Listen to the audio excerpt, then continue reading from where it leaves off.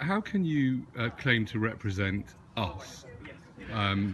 Never mind the fact that we've all got different needs, but how can you represent us when you have to do what the party whip tells you to do? I mean, basically, that's the kind of protocol. I mean, obviously, this isn't just for you. Yeah. This is for any party member. Okay. How does that work? Well, I always put the interests of Hendon first. I decide what I think is best, and I vote accordingly.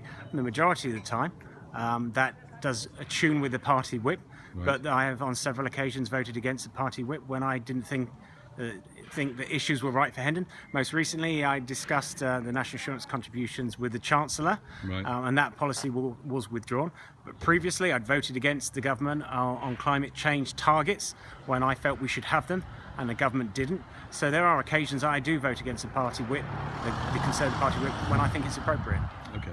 Secondly, can I ask you, George Osborne, a colleague of yours. Well, he was a colleague. He's not now, is he? The fact that he's got, that he had three or four jobs.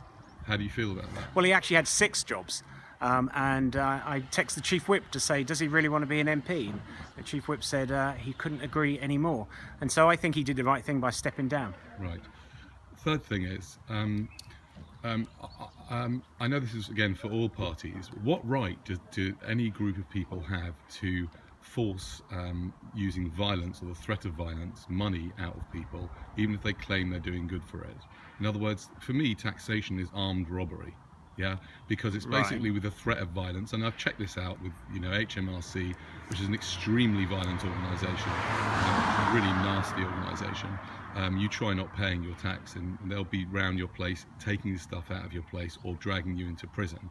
What right do you feel that you have as part of any government to expropriate money from people without their consent? In many cases, certainly not mine.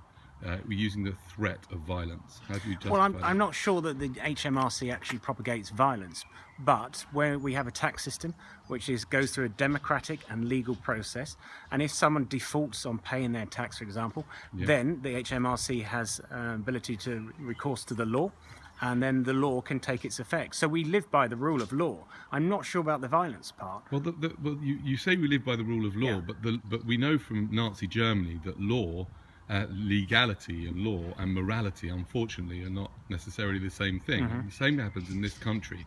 And what I'm saying is that the HMRC use the threat of violence in the background, and as you say, if you default on your payment, in other words, if you don't pay your bills, they will come round and take stuff from your property. And if you don't have stuff to take from your property, they will eventually put you in prison. That is a huge act of threat of violence, okay? So it may be legalized violence, but it's violence nevertheless. What right does anybody have? I don't have any right to do that, right? And therefore, what right, just because it's democratic, democracy cannot make something that's wrong right.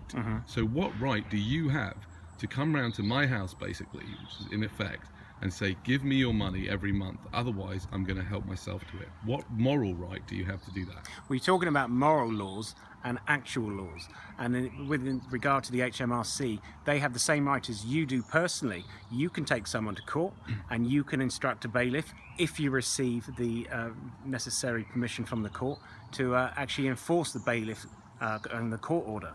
So we all have that right. Only if I've got a contract with them. I think we need to wrap this up now, James, because we've got other people to speak to. But you have the same right. HMRC are not above the law. They work within the law, and I'm not sure about the sponsored violence. Okay, thank you. Okay.